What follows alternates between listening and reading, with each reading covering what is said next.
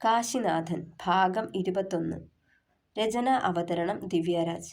നന്ദൻ പറയുന്നത് കേട്ടത് വൈശുവിന് വലിയ ആശ്വാസം തോന്നി. സത്യം പറയാലോ നന്ദേട്ടാ, ആള് നിങ്ങൾക്കൊപ്പം വന്നത് മുതൽ വല്ലാത്ത ടെൻഷനായിരുന്നു എനിക്ക്. എങ്ങനെയാവും പ്രതികരിക്കുക എന്നോർത്ത്. ഒരു കാര്യം ഞാൻ നേരത്തെ കണക്ക് കൂട്ടിയതാ.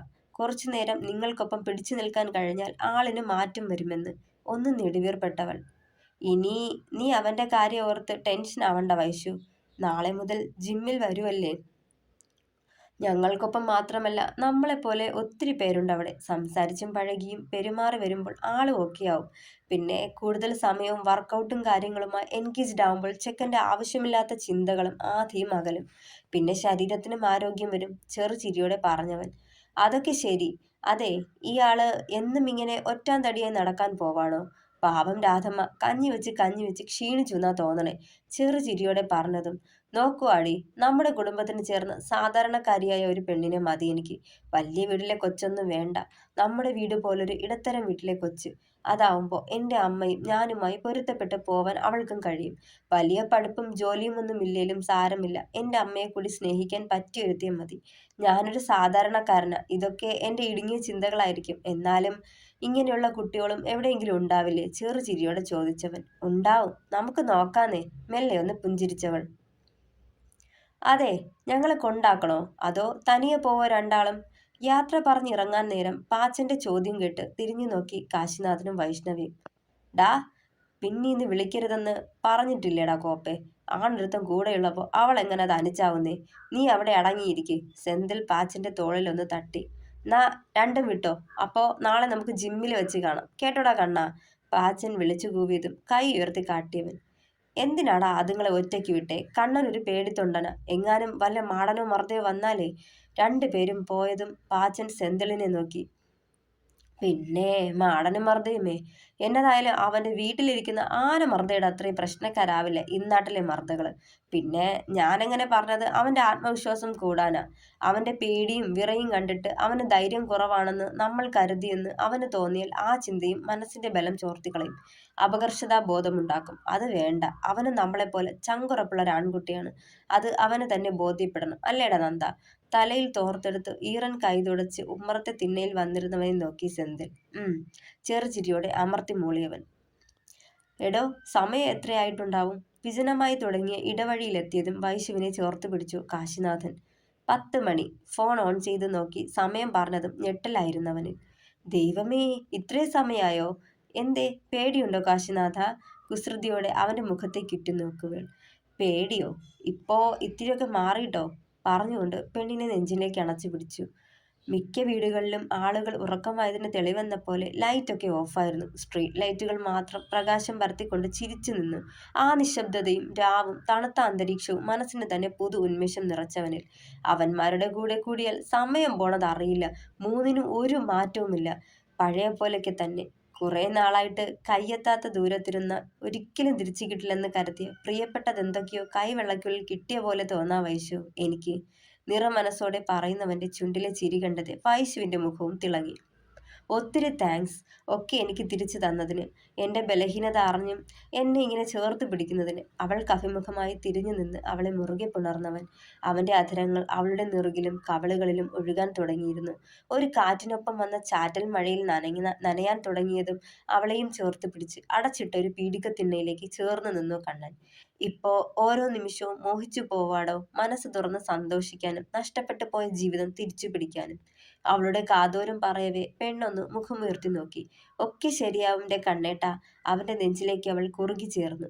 മെല്ലെ ചുറ്റും നോക്കി കണ്ണൻ. തീരെ വിജനമായൊരു പ്രദേശം. താനും അവളുമല്ലാതെ മറ്റാരുമില്ലെന്ന് കണ്ടതേ കുസൃതിയോടെ പെണ്ണിലേക്ക് ചേർന്ന് നിന്നവൻ പീടികയുടെ ചുമരിലേക്ക് അവളെ ചേർത്ത് നിർത്തി ആ നെറുകിൽ മെല്ലെ ചുണ്ടുകൾ അമർത്തി. അവന്റെ ആ സാമീപ്യം പോലും അവളുടെ നെഞ്ചിടിപ്പേറ്റി. ഉടൽ അവനെ മോഹിക്കുന്നത് അവൾ അറിഞ്ഞു തുടങ്ങി. പക്ഷേ അവൻ അതിന് പാകപ്പെട്ടിട്ടില്ല എന്ന ചിന്തയിൽ ആ ചിന്തയെ ഉപേക്ഷിച്ചവൾ ഇനിയും കാത്തിരിക്കണമെന്ന് മനസ്സിനെ പറഞ്ഞു പഠിപ്പിച്ചു. അവന്റെ അധരങ്ങളുടെ നനുത്ത ചൂട് നെറുകിൽ നിന്നും താഴേക്ക് ചലിക്കവേ ഉമിനീരിറക്കിപ്പോയി വൈശുവും. അധരത്തിൽ ചേർന്ന ആ നിമിഷം അവൾ അവന്റെ അധരത്തെ നുകരാൻ തുടങ്ങിയിരുന്നു. പെട്ടെന്നുള്ള അവളുടെ ആ പ്രവൃത്തിയിൽ അവന്റെ കണ്ണുകൾ മിഴിഞ്ഞുപോയി. മെല്ലെ മെല്ലെ അവളിലെ അധരമാധുര്യം തേടി അവന്റെ മിഴികൾ പൂട്ടി. സഞ്ജയ്, ഇങ്ങനെയാണോ തുടങ്ങുന്നേ? ഗീവ് ഹെം തിക് കൂട്ടത്തിൽ ആരോ വിളിച്ചു പറയവേ തന്റെ മുന്നിൽ സ്വയം വിവസ്ത്രനായി നിന്ന സഞ്ജയെയും പിന്നെ നടന്നതൊക്കെയും ഓർമ്മകളിലേക്ക് വന്നതെ അവളെ പിന്നിലേക്ക് പിടിച്ചു തള്ളി കാശിനാഥൻ.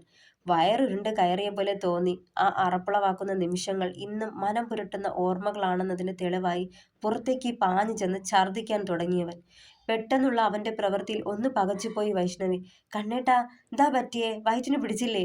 ഛർദ്ദിച്ചു കുടഞ്ഞ് തൂണിന്മേൽ ചാരി നിൽക്കുന്നവനരികിലേക്ക് ചെന്നവൾ. എനിക്ക് പറ്റില്ല വൈഷ്ണവി, ആ ഓർമ്മകൾ എന്നെ വിടില്ല. എനിക്ക് കഴിയില്ലടോ. വിതുമ്പലോടെ ചുമരിൽ തല ചായ്ച്ചു വെച്ചവൻ. സാരല്ല, ഒക്കെ മാറും. ഒന്നോ രണ്ടോ ദിവസം കൊണ്ട് നേരെയാവില്ല. സമയം എടുക്കും, അറിയാം. വേദനിക്കല്ലേ. അവനെയും കൊണ്ട് അടുത്തുള്ള പബ്ലിക് ടാപ്പിനടുത്തേക്കും ചെന്നു കൈയും മുഖവും കഴുകിച്ച് മുഖം തുടച്ചു കൊടുത്തവൾ. അവളുടെ മാറിൽ മുഖമമർത്തി കരയാൻ തുടങ്ങി കാശി. എനിക്ക് പറ്റില്ലടോ. എത്ര ശ്രമിച്ചിട്ടും ആ ഓർമ്മകൾ വരുക, നമ്മുടെ നല്ല നിമിഷങ്ങളെ തകർത്തു കളയുക. തകർന്നവനെ പോലെ കരഞ്ഞതും. അയ്യേ, ഇതിനൊക്കെ കരയാൻ നിന്നാലോ? മോശല്ലേ കണ്ണേട്ടാ. ഇന്ന് ഫ്ലോപ്പായത് വിട്ടേക്ക്. നമ്മൾ ഈ ശ്രമം ഉപേക്ഷിക്കില്ല. നാളെയും ട്രൈ ചെയ്യാന്നേ. മെല്ലെ മെല്ലെ ആ ഓർമ്മകളിലെ ഭീകരതയും ഭയവും കണ്ണേട്ടനെ വിട്ടുപോകും.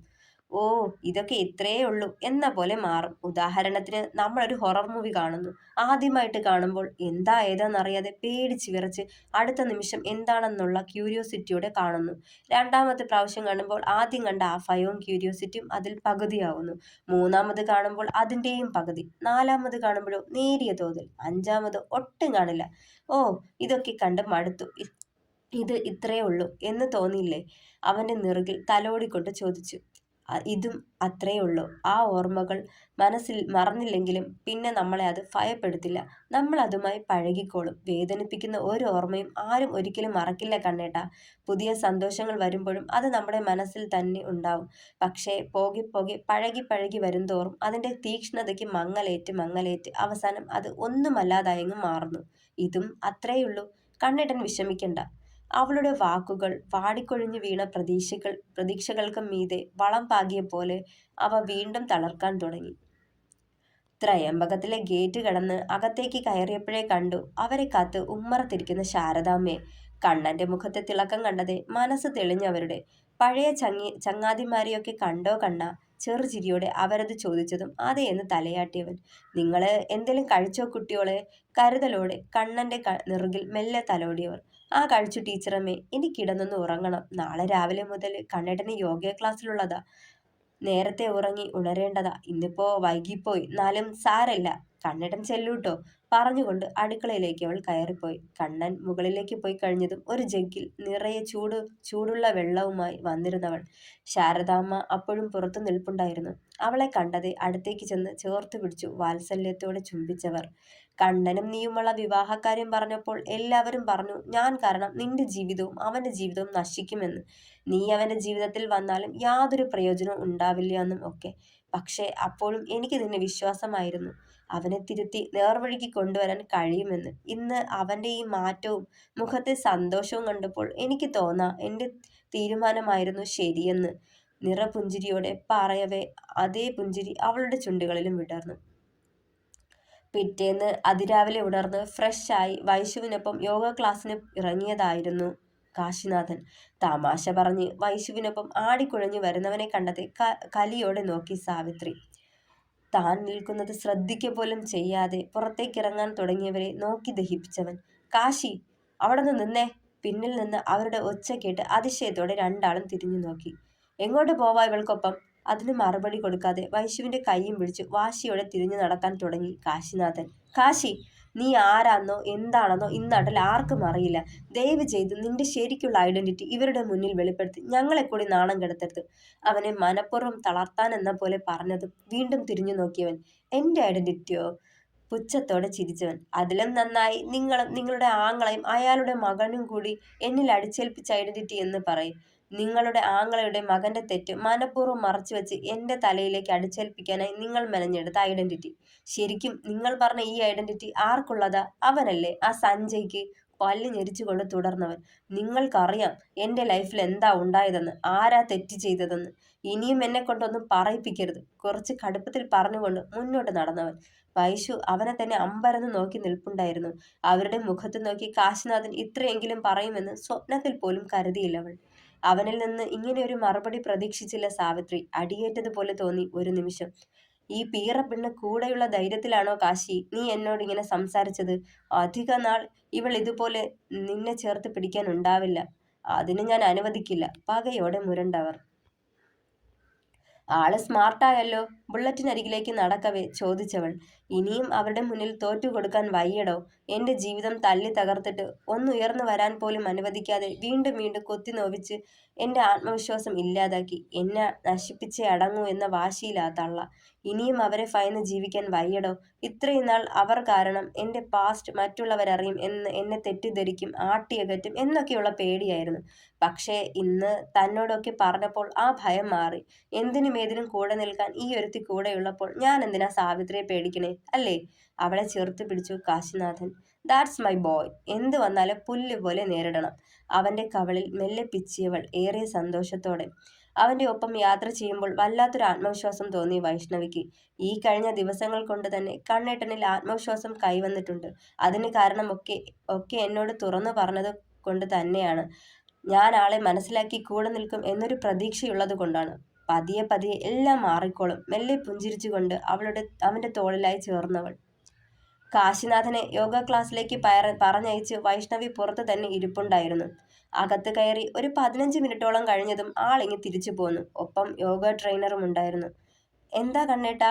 ഓടിപ്പാഞ്ഞ് അവൻ അടുത്തേക്ക് ചെല്ലുമ്പോൾ ആദ്യമായിരുന്നു അവളിൽ. ഏയ് ഒന്നുമില്ലടോ, ഒരു ചെറിയ സ്റ്റാർട്ടിംഗ് ട്രബിൾ. ആൾക്ക് ശ്വാസം പിടിച്ചു വെക്കാനും നിശ്ചിത സമയത്ത് അത് റിലീസ് ചെയ്യാനും ബുദ്ധിമുട്ട് വരുന്നു. വല്ലായ്മ തോന്നിയെന്ന്. പേടിക്കണ്ട, ഇത് നാച്ചുറലാണ്. അതുവരെ കെട്ടുപൊട്ടി അലഞ്ഞു തിരിഞ്ഞ മനസ്സും ആ മനസ്സിന്റെ നിയന്ത്രണത്തിനല്ലായിരുന്ന ശരീരവും പെട്ടെന്നൊരു ദിവസം നമ്മുടെ നിയന്ത്രണത്തിലാവണം എന്നത് നടക്കുന്ന കാര്യമല്ലടോ. മെല്ലെ മെല്ലെ നമുക്ക് ഓക്കെ ആക്കി എടുക്കാം. ഇതോർത്തിന് ടെൻഷൻ അടിക്കാനോ ക്ലാസ് നിർത്താനോ മുതിരരുത്. എല്ലാം ഓക്കെ ആവും. 1-2 ആഴ്ച കൊണ്ട് തന്നെ മാറ്റം വരുത്താം. ചെറുചിരിയോടെ അയാളുടെ വാക്കുകൾ കേട്ട് ആശ്വാസം തോന്നി രണ്ടാൾക്കും. കണ്ണേട്ടാ, വിഷമമായോ? എന്തിന്? ക്ലാസ് അറ്റൻഡ് ചെയ്യാൻ പറ്റാഞ്ഞിട്ട്? ഏയ്, പതിയെ ശരിയാകുമടോ. എനിക്ക് കഴിയും.